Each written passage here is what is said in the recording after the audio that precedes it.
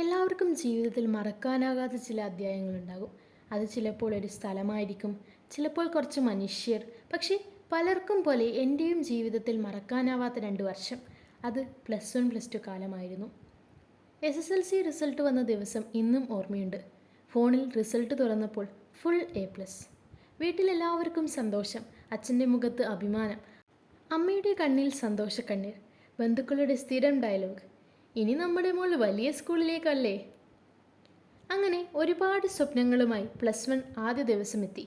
പക്ഷേ സത്യമായി പറഞ്ഞാൽ ആ ദിവസം ഞാൻ ഏറ്റവും കൂടുതൽ അനുഭവിച്ചത് എക്സൈറ്റ്മെൻ്റ് അല്ല, പേടിയായിരുന്നു. പുതിയ സ്കൂൾ, പുതിയ യൂണിഫോം, പുതിയ ക്ലാസ് റൂം, എന്നാൽ പരിചയമുള്ള ഒരു മുഖം പോലുമില്ല. ക്ലാസ് റൂം ഡോർ കടന്നപ്പോൾ എല്ലാവരും തമ്മിൽ ഓൾറെഡി സംസാരിക്കുന്ന പോലെ തോന്നി. പക്ഷെ ഞാൻ മാത്രം ഒരു കോർണർ സീറ്റ് നോക്കി ക്വയറ്റ്ലി ഇരുന്നു. അപ്പോഴാണ് മനസ്സിലായത്, SSLC കഴിഞ്ഞാൽ മാർക്ക് മാത്രം ക്യാരി ഫോർവേഡ് ആകില്ല. പല ഫ്രണ്ട്ഷിപ്പ് അവിടെ തന്നെ അവസാനിക്കും. ആദ്യ ദിവസങ്ങളിൽ അറ്റൻഡൻസ് വിളിക്കുമ്പോൾ മാത്രം ചില പേരുകൾ കേൾക്കും. പക്ഷേ ആ പേരുകൾ പിന്നീട് ജീവിതത്തിലെ ഫേവറേറ്റ് മനുഷ്യരായി മാറുമെന്ന് അന്നറിയില്ലായിരുന്നു. പിന്നീട് സ്ലോലി ഓരോ ബെഞ്ചിലും സ്റ്റോറീസ് ഉണ്ടായി. പെന്നുണ്ടോ എന്ന് തുടങ്ങി നോട്ട് അയച്ചു തരുമോ ആയി. അവസാനം നാളെ ലീവ് എടുക്കല്ലേ, ക്ലാസ് ബോറാവും എന്ന ലെവൽ വരെ എത്തി. ലഞ്ച് ബ്രേക്ക് ആയിരുന്നു ഓണസ്റ്റ്ലി പറഞ്ഞാൽ ക്ലാസ്സിനേക്കാൾ മെമ്മറബിൾ. ബെല്ലടിക്കുമ്പോൾ തന്നെ എല്ലാവരും ബാഗ് തുറക്കും. ഒരു ബെഞ്ചിൽ നിന്ന് അനദർ ബെഞ്ചിലേക്ക് ലഞ്ച് ബോക്സ് യാത്ര തുടങ്ങും.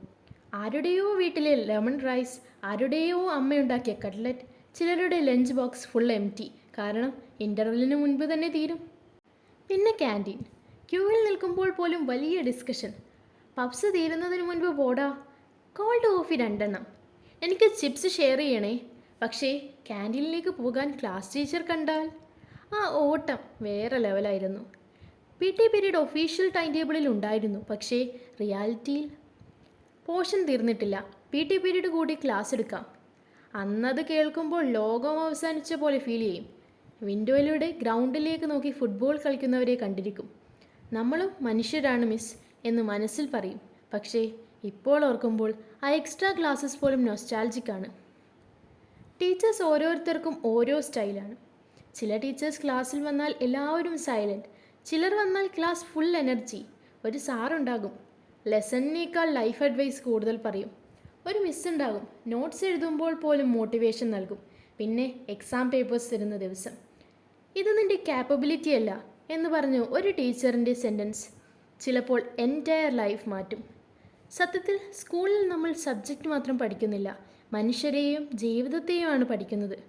പിന്നീട് സ്ലോലി ക്ലാസ് ഫാമിലിയായി മാറി.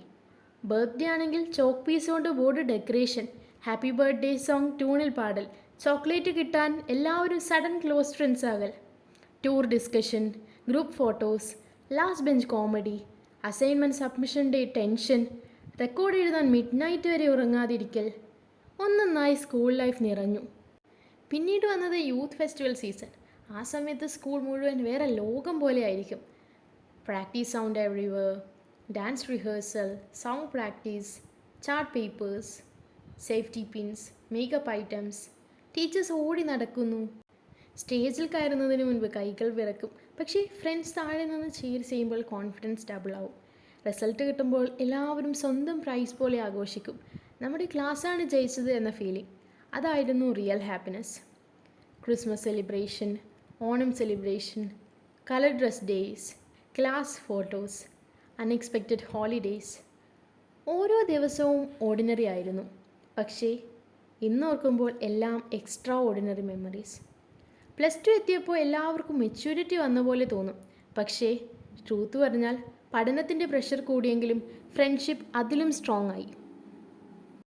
Model exams, entrance coaching, future tension.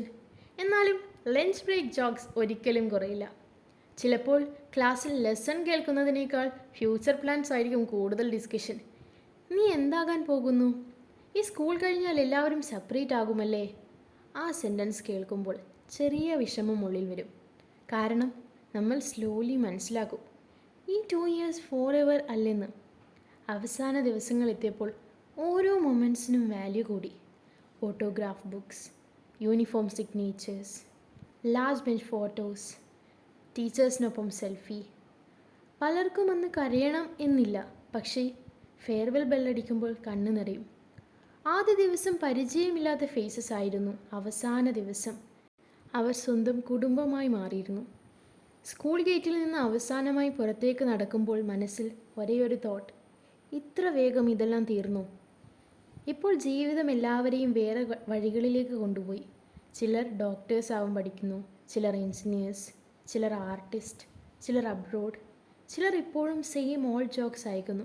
പക്ഷേ എത്ര വലിയവരായാലും സ്കൂൾ ലൈഫ് പറയുമ്പോൾ എല്ലാവരുടെയും കണ്ണിൽ സെയിം സ്പാർക്കിൾ കാണാം.